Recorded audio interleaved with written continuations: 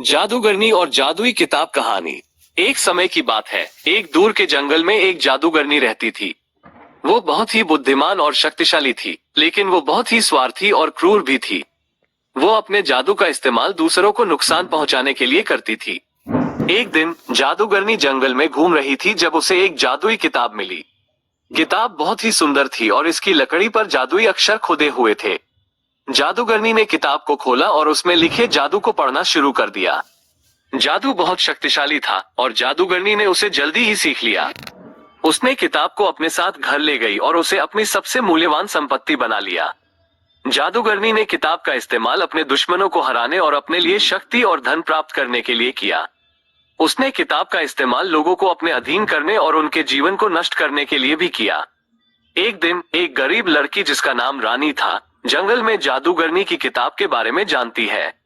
रानी बहुत ही दयालु और मददगार थी और वो सोचती थी कि किताब का इस्तेमाल दूसरों की मदद करने के लिए किया जा सकता है। रानी ने जादूगरनी को हराने और किताब को अपने पास लेने की योजना बनाई। वो जादूगरनी के घर में घुस गई और किताब को चुरा लिया। जादूगरनी बहुत क्रोधित हुई जब उसने किताब के खो जाने का पता लगाया। उसने रानी को खोजने के लिए अपने सैनिकों को भेजा। रानी ने जादूगरनी के सैनिकों से बचने के लिए जंगल में भागना शुरू कर दिया। उसने किताब को अपने साथ रखा और उसे सुरक्षित रखने की कसम खाई। रानी अंततः एक छोटे से गांव में पहुंची। उसने गांव वालों को अपने बारे में बताया और उन्हें जादूगरनी से खतरे से बचाने में मदद करने के लिए कहा। गांव वाले रानी की मदद करने के लिए तैयार थे।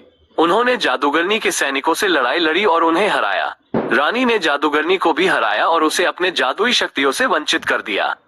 रानी ने किताब को गांव वालों को सौंप दिया और उन्हें बताया कि इसका इस्तेमाल दूसरों की मदद करने के लिए किया जाना चाहिए। गांव वाले बहुत खुश थे। उन्होंने रानी को धन्यवाद दिया और उसे गांव की नया रानी बना दिया। रानी ने गांव में शांति और समृद्धि लाई।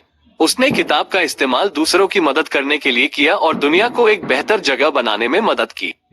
नैतिक शक्ति और ज्ञान का इस्तेमाल दूसरों की मदद करने के लिए किया जाना चाहिए, न कि उन्हें नुकसान पहुंचाने के लिए।